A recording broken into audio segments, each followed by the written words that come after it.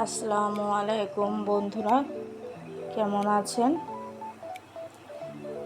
আমি আছি, ভালোই আছি। সকালে ঘুম থেকে উঠে এই তো চা বসাচ্ছি, চা পাতি দিয়ে দিচ্ছি, দুধ চা বানাবো।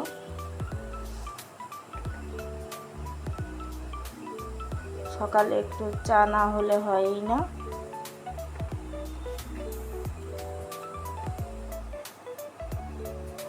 দুধ চা খেতে আমার ভালো লাগে, খুবই ভালো লাগে।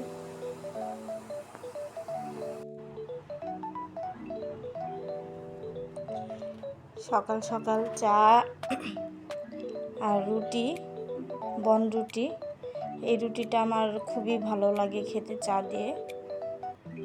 তো আমি খেয়ে নেব এখন চা।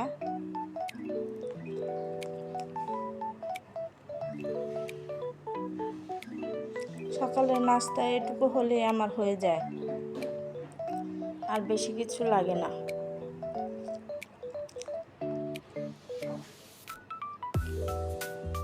আমার খুব পছন্দের একটা খাবার এটা।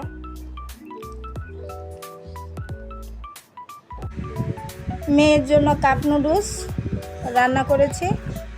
মেয়ে রুটি, চা, ডিম এগুলি কিছু খেতে চায় না, ওর জন্য কাপ নুডলস আর একটু মোজো রেখেছি। জানি যে এটা খাওয়া স্বাস্থ্যের পক্ষে খুব খারাপ, কিন্তু কিছু করার নাই। ঘরের কিছু খাবারও খাবে না, এর জন্য বাধ্য হয়ে ওর জন্য এই খাবার আমার করতে হয়েছে।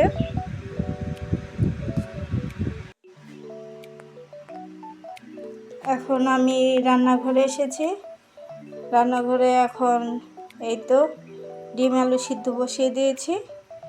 এখন ডিম আলু রান্না করব, আর রান্না করব ডাউল। আজকে সিম্পলি থাকবে।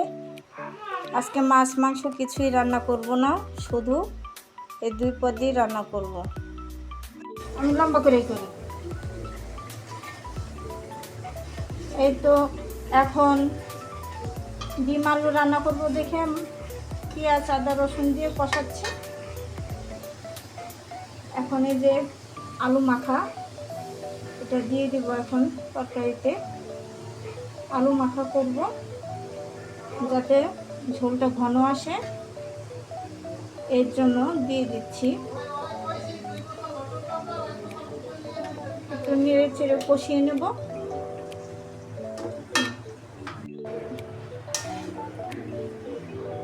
আমার আলু কষানো হয়ে গেছে। এখন পানি দিয়ে দিচ্ছি পরিমাণ মতো, যাতে বেশিও দেব না আবার কমও দেব না, যাতে মোটামুটি হয়, তার জন্য দিয়ে দিচ্ছি পানি। এখন ডিমগুলি দিয়ে দেব।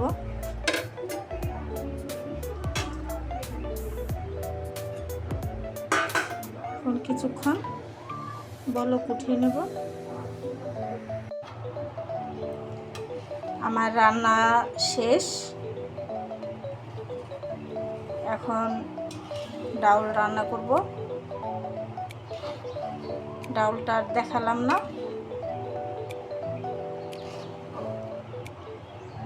ডিমের তরকারি বেশি ঘনও করিনি, বেশি পাতলাও রাখিনি, মোটামুটি। এরপর ডাউল বসাবো।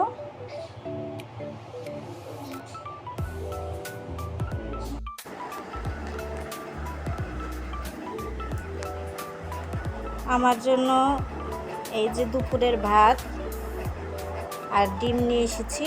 ডালটা আমি নিইনি, পরে খাবো, তাই এখন আমি খেতে বসবো।